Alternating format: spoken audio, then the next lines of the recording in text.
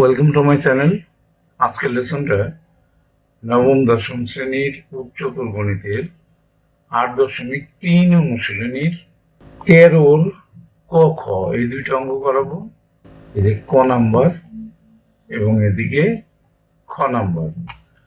ক নাম্বারে কি বললো দেখো, 2 sin square theta plus 3 cos theta equal to 0। অঙ্কে চলে যাই আমরা। এখানে কিন্তু একটা শর্ত আছে, 0 লেস দেন থিটা লেস দেন 2 পাই, আর সমাধান করতে বলা হয়েছে। দেখো 13 নম্বর, সমাধান করো যখন 0 লেস দেন থিটা লেস দেন 2 পাই, 2 পাই মানে 360 ডিগ্রি। তাহলে ক নাম্বার অঙ্কটা আমরা দেখি। ক number 2 sin square theta plus 3 sin theta equal to 0। এখন আমাদের মিডল টার্ম করতে হলে অবশ্যই এক জাত বানিয়ে নিতে হয়, একই রকম বানিয়ে নিতে হয়। যেমন এখানে আছে কজ, এটাকে আমরা ভাঙতে পারছি না, কিন্তু সাইনের এখানে স্কোয়ার থাকার কারণে সাইন স্কোয়ারকে আমরা 1 মাইনাস কজ স্কোয়ার লিখতে পারছি। তাইলে একই রকম কজে নিয়ে নিলাম। এবার আমরা 2 দিয়ে গুণ করে ব্র্যাকেটটা উঠিয়ে দিলাম। 2 minus 2 cos square theta plus 3 cause theta equal to 0। এবার আমরা স্কোয়ারটাকে আগে রাখলাম, minus 2 cos square theta plus 3 cos theta plus 2। এই প্রথমে 2 ছিল, সেটা শেষে রাখলাম। এবার প্রথমে আমরা দেখলাম মাইনাস আছে, এই কারণে এই মাইনাসটা সরানোর জন্য আমরা -1 দ্বারা গুণ করলাম উভয় পক্ষকে। তখন এই 2 cos স্কয়ার থিটা মাইনাস ছিল, সেটা প্লাস হয়ে গেল। 3 cos থিটা প্লাস ছিল, সেটা মাইনাস হয়ে গেল। 2টা প্লাস ছিল, সেটা মাইনাস হয়ে গেল। এবার আমরা মিডল টার্ম করতে গেলে প্রথম সংখ্যা আর শেষের সংখ্যা গুণ করতে হয়। 2 দুগুণে 4, 4কে আমরা ভাঙাবো, 3 বানাবো। তাহলে আমরা যদি 4 অক্ষে 4 নেই এবং 4 থেকে যদি 1 চলে যায় তাহলে 3 থাকে। আমরা এই মাঝেরটা ভাঙে তাহলে নতুন এই দুইটা নিলাম। দেখো -4 cos theta plus cos theta, -4 থেকে যদি প্লাসের cos থিটা একটা চলে যায় -3 cos থিটা থাকে। এবার আমরা জোড়ায় জোড়ায় কমন নিলাম। দেখো 2 cos থিটা কমন নিলাম। কমন অর্থ ভাগ করা, তোমরা সকলেই জানো। তাহলে এখান থেকে 2 cos থিটা চলে গেলে থাকে শুধু cos থিটা, আর এখান থেকে 2 cos থিটাকে দিয়ে ভাগ করলে থাকে শুধু 2। এই দূরত্ব থেকে কিছু কমন যায় না, +1 কমন নিলাম, যা আছে তাই থাকলো, ইকুয়াল টু 0। এখন দেখো cos থিটা -2, এখানেও cos থিটা -2। এই জোড়া থেকে একটা নিলাম cos থিটা -2, আর আনকমন দুইটা 2 cos থিটা প্লাস 1 সেটাকে এক ব্র্যাকেটে রাখলাম, ইকুয়াল টু 0।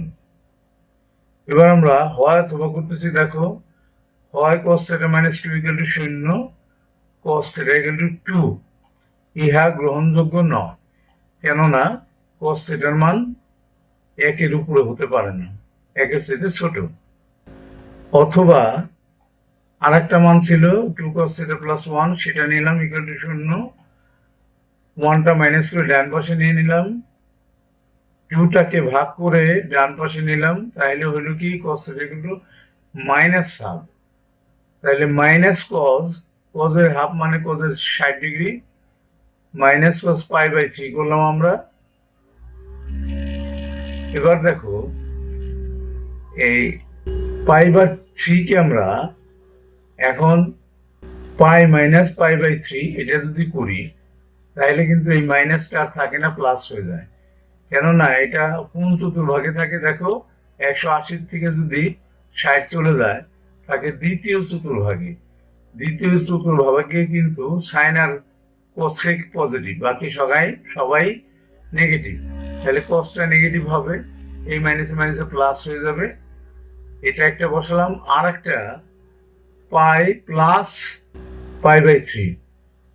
এখন পাই প্লাস π/3 করলে পরে এটা কত তৃতীয় চতুর্ভাগে যায়? দেখো 180 আর হলো 60, 240 ডিগ্রি হয়। 240 ডিগ্রি কিন্তু তৃতীয় চতুর্ভাগে, আর তৃতীয় চতুর্ভাগে কিন্তু টেন কট এই দুইটা পজিটিভ, বাকি সবাই নেগেটিভ। তাইলে এটা নেগেটিভ হলো, নেগেটিভ হলে এই মাইনাস আর এই মাইনাস মাইনাসে প্লাস হয়ে গেল। এবার আমরা এই মাঝের এটা যদি লসাগু করি, আমাদের আসবে 3 মাইনাস 1 গেলে পরে 2 থাকলো 2π/3, আর এটাকে লসাগু করলে হবে 3 আর 1 4 4π/3।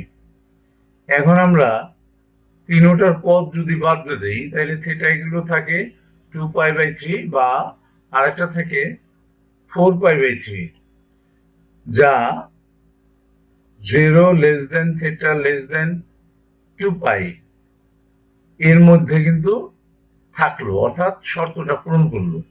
এখন দেখো এটা যদি π/3 যদি 60 হয়, তাকে যদি আমরা 4 দিয়ে গুণ করি 424 240 ডিগ্রি, অর্থাৎ 360 ডিগ্রির নিচে। আবার 2π/3 60 6 দুগুণে 12 120 ডিগ্রি, এটাও কিন্তু 360 ডিগ্রির চাইতে ছোট। তাহলে এই শর্তটা কিন্তু পূরণ করলো। সুতরাং নির্ণয় সমাধান থিটা ইকুয়াল টু 2π/3 আর একটা 4π/3, এটা অ্যান্সার হয়ে গেল। ক নাম্বার অঙ্কটা আমাদের হয়ে গেল। এবার আমরা খ নাম্বার অঙ্কটা দেখে আসি। দেখো খ নাম্বার অঙ্কটা কি বললো, 4 × cos θ plus sin θ equal to 5।